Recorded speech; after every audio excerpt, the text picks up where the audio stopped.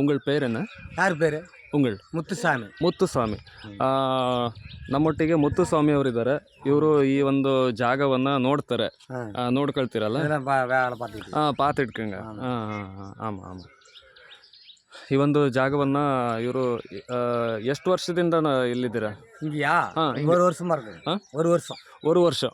ಒಂದು ವರ್ಷದಿಂದ ಇಲ್ಲಿದ್ದಾರೆ. ನಮಗೆ ತಮಿಳಲ್ಲಿ ಅಷ್ಟೊಂದು ಕೇಳಕ್ಕಾಗಿ ಬರ್ತಾ ಇಲ್ಲ, ಕನ್ನಡದಲ್ಲೇ ಕೇಳಿದ್ವಿ. ಅವ್ರಿಗೆ ಅವ್ರು ಇறந்துட்டாரு. ಅವ್ರ ಫ್ರೆಂಡ್ பார்த்துட்டு ಅವ್ರ ಫ್ರೆಂಡ್ ಪಾತ್ರಿಟ್ ಇಟ್ಕಂಗೆ.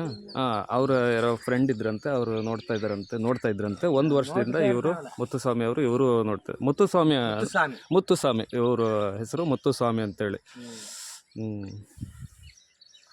ಇದೊಂದು ಮರ ಇದೆ. ಇದೇನು இதே முன்னோர்களுக்கு.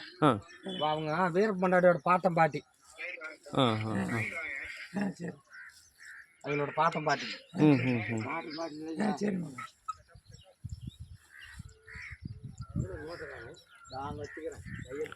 ಇಲ್ಲೊಂದು ಯಾವುದೋ ಸಮಾಧಿ ಇದೆ. ನಾಯಿ ಮಲಗಿದೆಯಲ್ಲ, ಇಲ್ಲೊಂದು ಯಾವುದೋ ಒಂದು ಸಮಾಧಿ ಮಾಡಿದ್ದಾರೆ.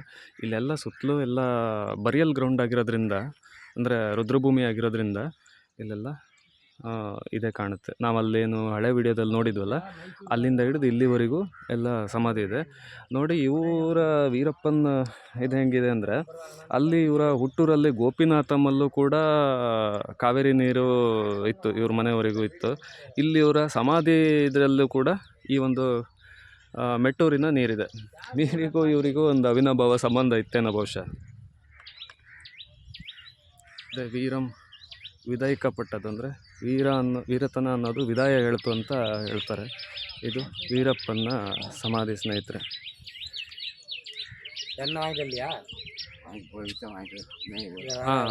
ನಮ್ಮ ಹೆಸರು ಬರಿಬೇಕಂತೆ, ಅಡ್ರೆಸ್ ಬರಿಬೇಕಂತೆ. ಬರೆಯೋಣ.